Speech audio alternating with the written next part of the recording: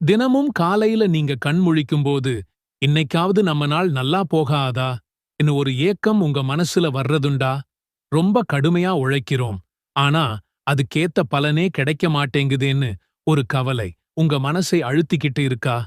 தொழில்ல நஷ்டம், குடும்பத்துல தீராத பிரச்சனை, மனசுக்குள்ள என்னன்னே தெரியாத ஒரு குழப்பம், வாழ்க்கையில பறக்கத்தே இல்லையேன்னு ஒரு விரக்தி.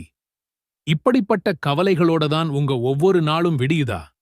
உங்க காலை பொழுதுகள் ரொம்ப சோர்வாவும் எந்த பிரயோஜனமும் இல்லாமலும் போறதா நீங்க ஃபீல் பண்றீங்களா? அப்படின்னா இந்த வீடியோ நிச்சயம் உங்களுக்குத்தான். உங்க காலை நேரத்திலிருந்து வெறும் 2 நிமிஷம் எடுத்து ஓதக்கூடிய ஒரு சக்தி வாய்ந்த துவா உங்க வாழ்க்கையில நீங்க நினைச்சு கூட பார்க்காத வெற்றிகளையும் பறக்கத்தையும் கொண்டு வந்து அல்லாஹ்வின் நாட்டத்தால உங்க விதியையே மாற்றி அமைக்கக்கூடிய ஆற்றல் கொண்டது. ஆமாங்க, நீங்க கேட்டது சரிதான். வெறும் 2 நிமிஷம். ஆனா அதோட பலன் உங்க வாழ்நாள் முழுக்க நீடிக்கும்.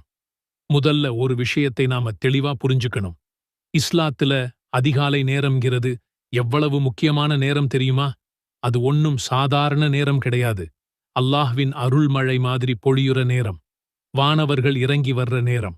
நம்ம பிரார்த்தனைகள் எல்லாம் உடனே அங்கீகரிக்கப்படுற ஒரு பொன்னான நேரம். அதனாலதான் நபிகள் நாயகம் ஸல்லல்லாஹு அலைஹி வஸல்லம் அவர்கள், யா அல்லாஹ், என் சமூகத்தாருக்கு அதிகாலை நேரத்துல பரக்கத் செய்வாயாக அன்னு நமக்காக துஆ செஞ்சாங்க.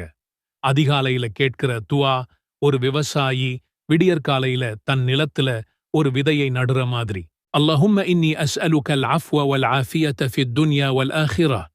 اللهم إني أسألك العفو والعافية في ديني ودنياي وأهلي ومالي.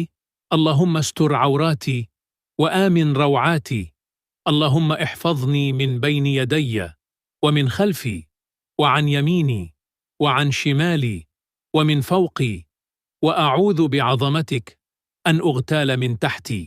يا الله, இந்த உலகிலும் மறுமையிலும் மன்னிப்பையும் ஆஃபியத்தையும் நலத்தையும் உன்னிடத்தில் கேட்கிறேன்.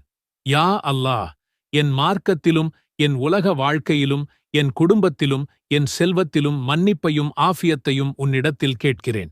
யா அல்லாஹ், என் குறைகளை மறைத்தருளும். என் பயங்களிலிருந்து எனக்கு அமைதி அளிக்கவும். யா அல்லாஹ், என் முன்புறத்திலிருந்தும் பின்புறத்திலிருந்தும் வலப்புறத்திலிருந்தும் இடப்புறத்திலிருந்தும் மேலும் மேலிருந்தும் என்னை பாதுகாப்பாயாக. உன் மகத்துவத்தால் எனக்கு கீழ்ப்புறத்திலிருந்து திடீரென அழிக்கப்படுவதிலிருந்து உன்னிடத்தில் பாதுகாப்பு நாடுகிறேன்.